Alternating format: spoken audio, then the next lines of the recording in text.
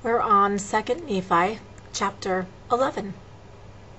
And now Jacob spake many more things to my people at that time. Nevertheless, only these things have I caused to be written, for the things which I have written sufficeth me.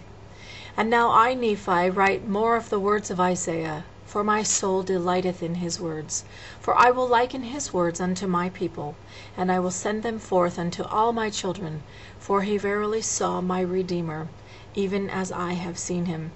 And my brother Jacob also has seen him as I have seen him. Wherefore I will send their words forth unto my children, to prove unto them that my words are true. Wherefore by the words of 3 God hath said, I will establish my word. Nevertheless God sendeth more witnesses, and he proveth all his words. Behold, my soul delighteth in proving unto my people the truth of the coming of Christ. For this end hath the law of Moses been given, and all things which have been given of God from the beginning of the world unto man are the typifying of him. And also my soul delighteth in the covenants of the Lord, which he hath made to our fathers. Yea, my soul delighteth in his grace, and in his justice, and power, and mercy, in the great and eternal plan of deliverance from death. And my soul delighteth in proving unto my people, that save Christ should come, all men must perish. For if there be no Christ, there be no God, and if there be no God, we are not. For there could have been no creation. But there is a God, and he is Christ, and he cometh in the fullness of his own time. And now I write some of the words of Isaiah, that whoso of my people shall see these words may lift up their hearts and rejoice for all men. Now these are the words, and ye may liken them unto you and unto all men. 2 Nephi chapter 12. Compare Isaiah 2. The word that Isaiah the son of Amoz saw concerning Judah and Jerusalem. And it shall come to pass in the last days, when the mountain of the Lord's house shall be established in the top of the mountains, and shall be exalted above the hills, and all nations shall flow unto it.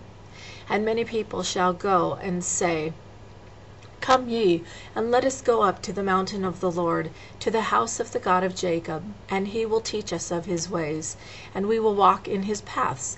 For out of Zion shall go forth the law, and the word of the Lord from Jerusalem.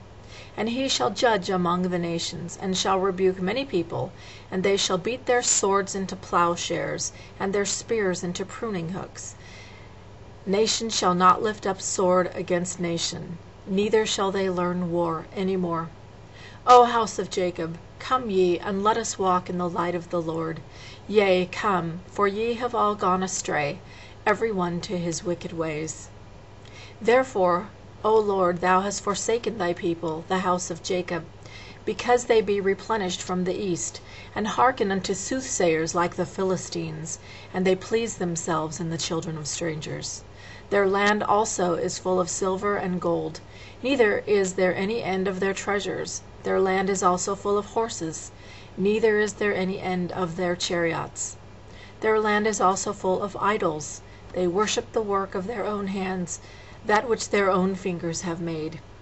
And the mean man boweth not down, and the great man humbleth himself not. Therefore forgive him not. O ye wicked ones, enter into the rock, and hide thee in the dust, for the fear of the Lord and the glory of his majesty shall smite thee. And it shall come to pass that the lofty looks of men shall be humbled, and the haughtiness of men shall be bowed down, and the Lord alone shall be exalted in that day. For the day of the Lord of hosts soon cometh upon all nations, yea, upon every one, yea, upon the proud and the lofty, and upon every one who is lifted up, and he shall be brought low. Yea, and the day of the Lord shall come upon all the cedars of Lebanon, for they are high and lifted up, and upon all the oaks of Bashan, and upon all the high mountains, and upon all the hills, and upon all the nations which are lifted up, and upon every people, and upon every high tower, and upon every fenced wall, and upon all the ships of the sea, and upon all the ships of Tarshish, and upon all pleasant pictures.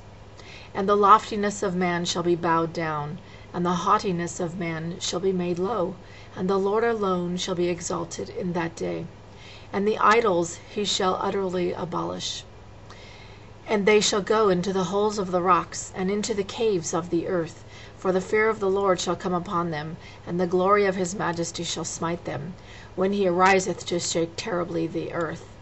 In that day a man shall cast his idols of silver, and his idols of gold, which he hath made for himself to worship, to the moles and to the bats, to go into the clefts of the rocks, and into the tops of the ragged rocks. For the fear of the Lord shall come upon them, and the majesty of his glory shall smite them, when he ariseth to shake terribly the earth. Cease ye from man, whose breath is in his nostrils, for wherein is he to be accounted of?